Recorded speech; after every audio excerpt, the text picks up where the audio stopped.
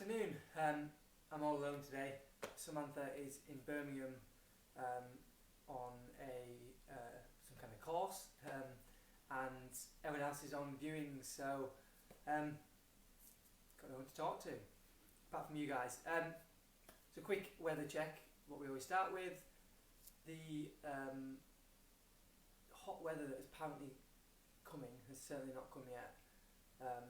Every time I look at the weather forecast, it gets pushed back and back and back. But apparently, it is coming after an awful May, a very wet May. Apparently, we're going to get hit by a heat wave. So let's see, because I certainly need some sun. Very pale, especially with these lights on. What I want to talk about today is what happens when we or your agent get the asking price wrong. Doesn't happen very often with us. Probably count on one hand the amount of times we've got it wrong, but there's one house recently where we did get it wrong. And first of all, valuing unique homes can be a challenge, especially at the moment with house prices constantly moving, constantly rising, because we've got to think about two different things. A, what is a logical price? So if a surveyor came in here right now, measured up and chose a figure for this house, what's he going to say? And then an emotional price. So what is, if there's a little bit of competition around and someone walks in here and thinks, look, this house will never come up again, what we have to have it, at what point does that hit? And that's a challenge we always have, and we Sam and I discuss it together and we come up with a strategy, and obviously on occasions we get it wrong. It's most difficult when we absolutely love a house and we come out and say, this is going to be the price, and we come back and have a chat and look up at, do a bit of research, and all of a sudden we realise it's nowhere near that. So it's certainly a challenge that takes some thinking about and some working out. But as I say, we rarely get it wrong, and it's an amazing feeling when we go right to the top of, we love a house and we go right to the top of where we think it's possible and it sells for that price quickly. And we've had occasions where we've got owners $500,000, more than $500,000 over what they ever dreamed of, what they ever thought of, what anyone else valued it at, which is amazing. But on the opposite side to that is when we get it wrong, when we give someone a price that we always genuinely believe we can get. I can say we've never given a price that we didn't think we could achieve. We never ask for a price that we, for example, $1 million and hope we get 950. If you ask for a price, you should hope that you can get that price or more. It should never be the price is there to get people through the door. It's not there for people to use as a negotiation tool. So we also understand the responsibility that giving a valuation has. So we know homes around the lakes that have been up at 6 million and eventually sold for 3.5. We know homes that have been up for 3 million and eventually sold for just over 1. And that is a life-changing amount of money in the wrong direction, because no matter how much money you have, if an agent comes in it's our job, it's our profession, it's what we are supposed to be able to do to get right. If we go in and say, yeah, your house is worth $1 million and you only thought it was worth 700,000, you spend that 300,000 in your head, or quite often you do, and you start looking at houses that fit your new budget. You start looking at a lifestyle that may fit your new budget, a car, for example, and then if for whatever reason it goes on the market at that price and there's no interest and there's no chance of it selling, it can have a huge impact on people's lives, health, relationships, etc. So we do take the responsibility extremely seriously, and I know the industry has a name of kind of a negative image of overvaluing in order to get the instruction, and then all of a sudden saying no, you need to reduce and come down to sell. I think our record on price reductions would prove that that's not the way we go about things. But recently we did get one wrong, and what we do as a team, every week we have a meeting and we go through the list of homes that we've got on the market and what our interest levels like. We rate the houses red, amber, green. Green is that it's getting plenty of interest and we expect an offer. Amber is that it's getting a little bit of interest, but we need to potentially look at changing things up online, or we need to create a new marketing campaign. And red is that there's a problem, we're not getting any interest, actions required imminently.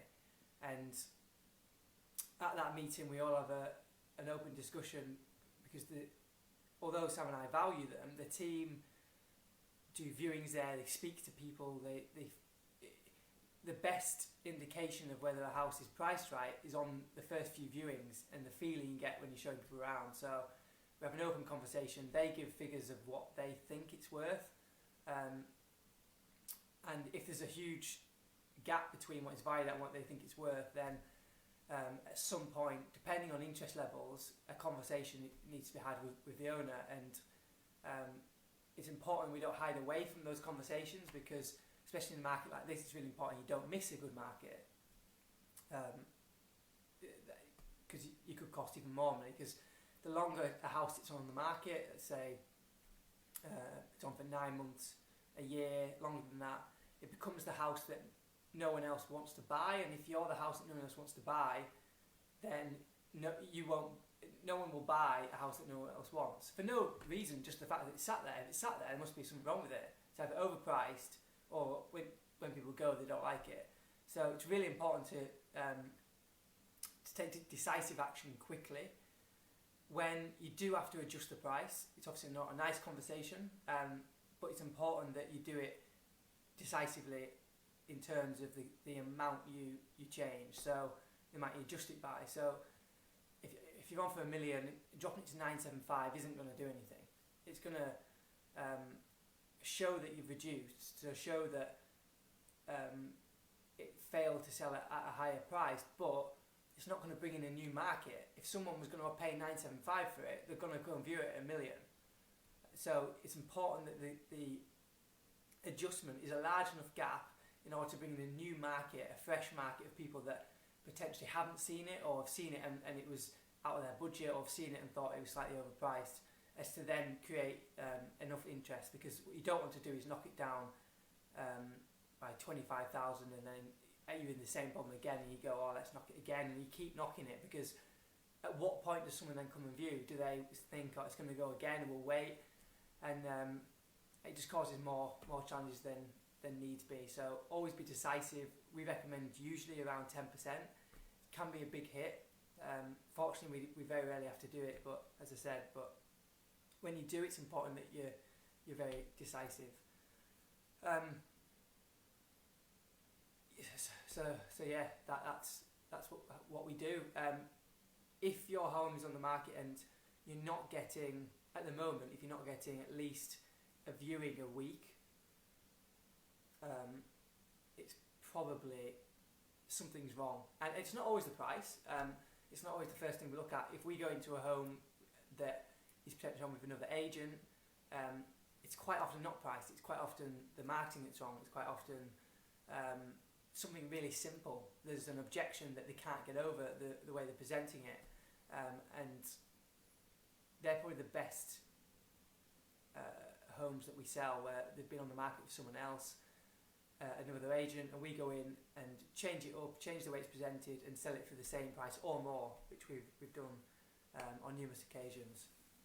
So it's certainly a conversation that we think of, what can we change? Is that just the photography and the marketing give the best possible impression of the house, and if all that, if the marketing is correct, the presentation of the home is correct, the way we're showing people is correct, because sometimes we change it up of where we come in and what we show first, what we show last. If there's nothing else, then we've got to go to price. But if you're on the market and you're not getting that level of interest, then have a real think about what it is that is holding people away, keeping people away from viewing.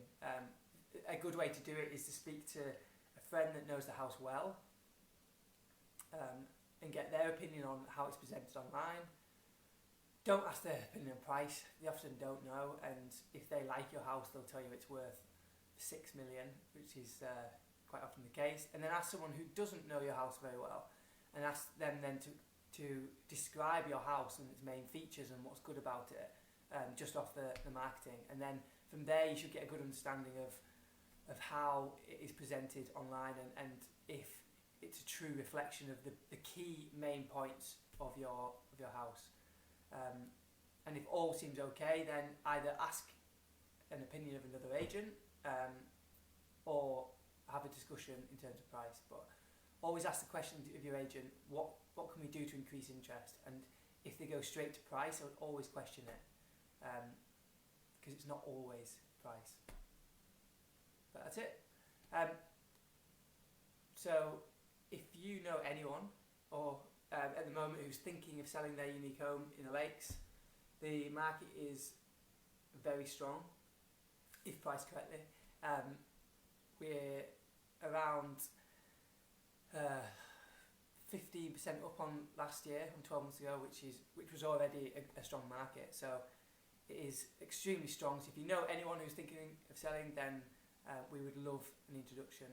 And you can either message our page, or you can call the office downstairs on 015 394 88811, and we'll book in a time just to come see you, have a chat, let you know what we think. If it's sale ready, let you know the kind of price it will achieve now, and hopefully make a decision. We've got a heck of a lot of people at the moment who are wanting to sell but waiting to find somewhere. So it's like a domino effect. So if you're one of those people, you never know, your home could be a home that another one of our clients wants, and it could finally get going. It's like the Suez Canal at the moment. It's all stuck. We need to free it up. So let us know, and we'll see you next week.